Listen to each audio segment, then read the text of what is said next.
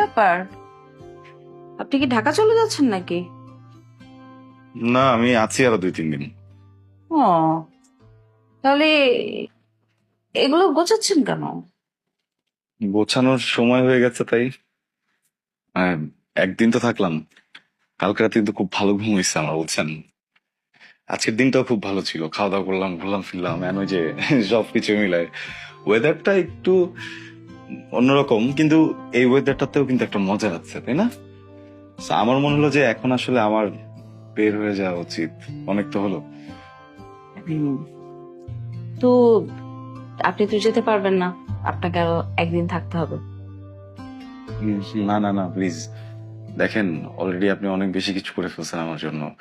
এখন আমি একটু আমার মতো করে সবকিছু দেখি। দেখা তো হবেই, শুধু হোটেলটা আলাদা।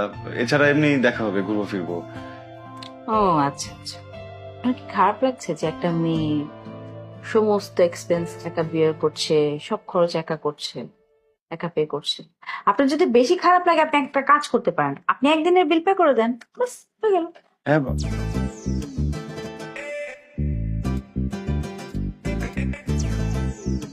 ইচ্ছা করে মজাটা নিলেন না? একদিনের বিল আপনি দিয়ে দেন। হ্যাঁ, দিয়ে দিতাম আমি। আমার আমার কাছে থাকলে আমি একদমই কৃপণ না, বুঝছেন। আমি টাকা দিয়ে দিতে পারতাম, আমি দিয়ে দিতাম। আর আমি বেরোচ্ছি এখন, এত টেনশন করেন না এই বিষয়টা।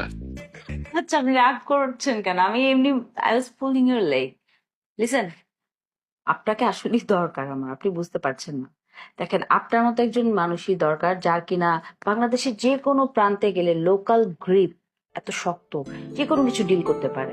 আপনি ইভেন চাইলে এই হোটেল এই সুইটটার ভাড়া কিন্তু 450 আনতে পারেন।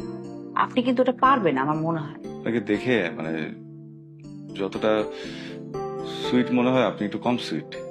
আপনি খুব মজা নেন, বুঝছেন। অনেক অনেক মজা নেন। আজকে একটু মিসফায়ার হয়েছে, বাট এর মানে এই না যে আমার ওই যে লোকাল ব্যালেন্সটা নাই, মানে আছে আর কি। হ্যাঁ, আজকে মিসফায়ার হয় মানুষের মাঝে মধ্যে। বুঝতে পারছি। শোনেন, আপনার কোথাও যেতে হবে না, আপনি এখানে থাকতে পারবেন। লেনদেনের হিসাবই করছি। হুম, ছিলেন দেন। লেনদেনটা হচ্ছে এরকম, আপনি আমাকে একটা হেল্প করবেন।